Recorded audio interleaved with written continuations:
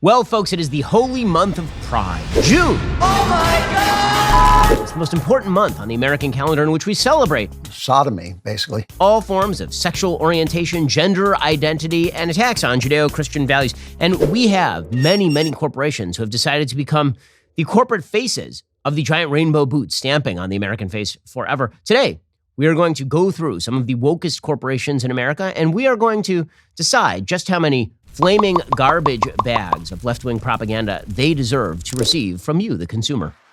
We begin with Ford. So Ford has decided for Pride Month, they're going to release a rainbow Ford F-150. Again, rainbow wheel rolling over a human face forever. And Ford's F-150 brand is supposed to be the manly men who are like picking up lumber in the back of their truck. And now they're like, and you know what's the most manly thing?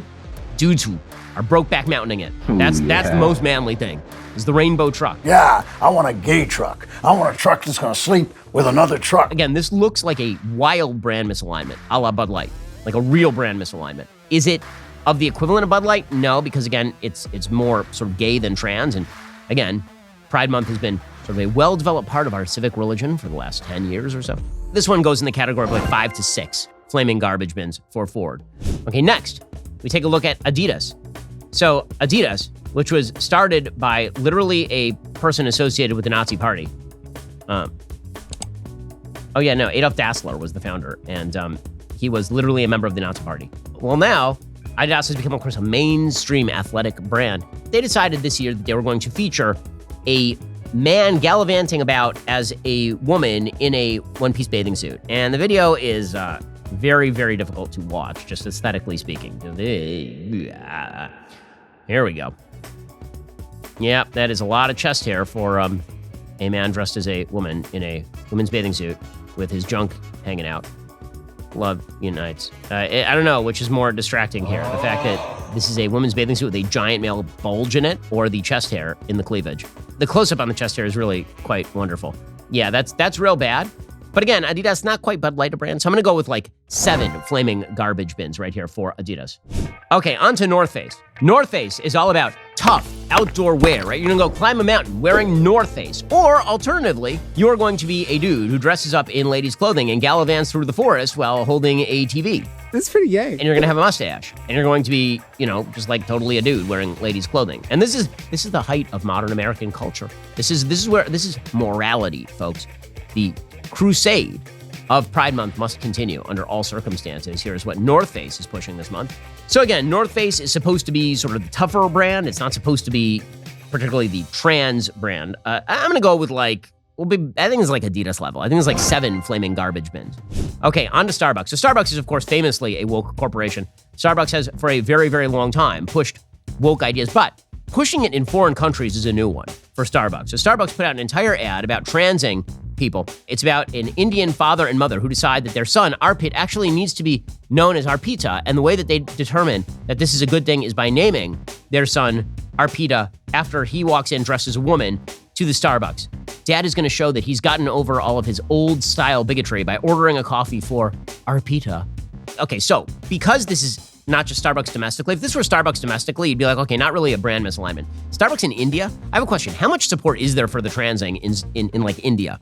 I'm gonna go not much. By polling data, I would guess not very much. If you're like a person living in India, I'm not sure why you'd go to Starbucks after that. That's like a 9 flaming garbage bins.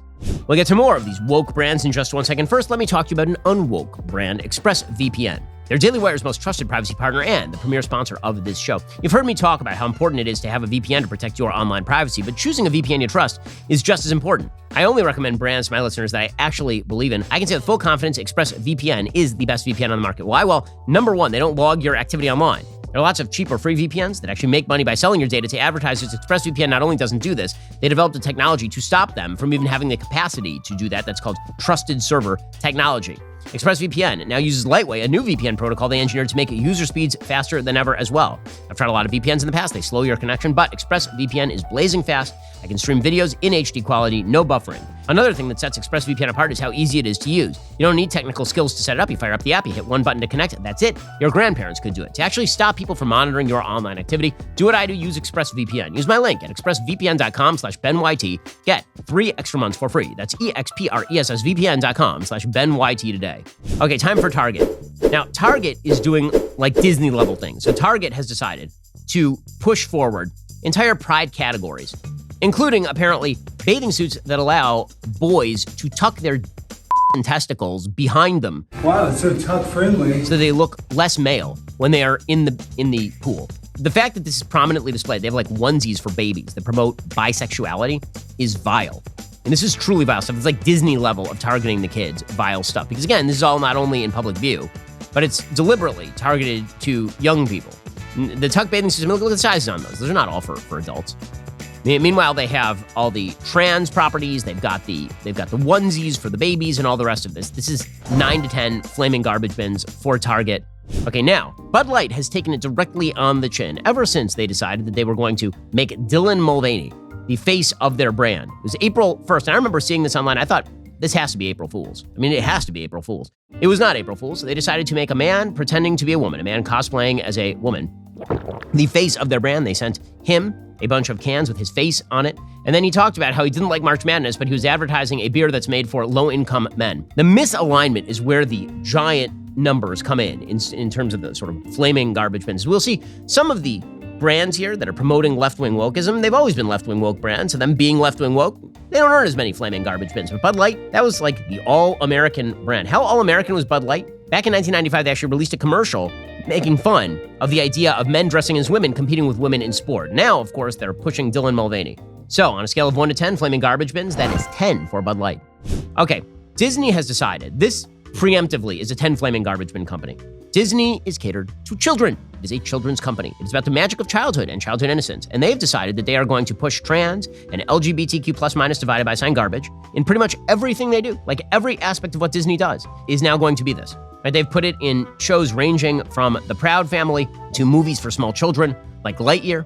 They've decided it's imperative that kids learn about this stuff at the earliest possible level. They've decided that they have to have pride collections at Disneyland and that you can't be called princesses or princes at Disneyland anymore because obviously the magic of childhood has to be removed. You never know when a boy is a girl and a girl is a boy. They decided to have a pride night that is attendable by everyone, kid, adult, everyone at Disney. Like they'd always had sort of gay days in which people would show up if they were gay and it was sort of informal. And now they're actually actively coordinating it.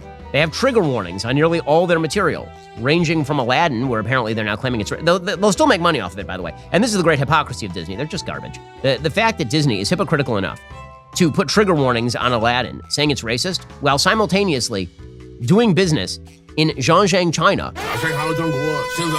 with the Chinese government, which is simultaneously holding 1 million Uyghur Muslims in abject slavery, sterilizing many of them.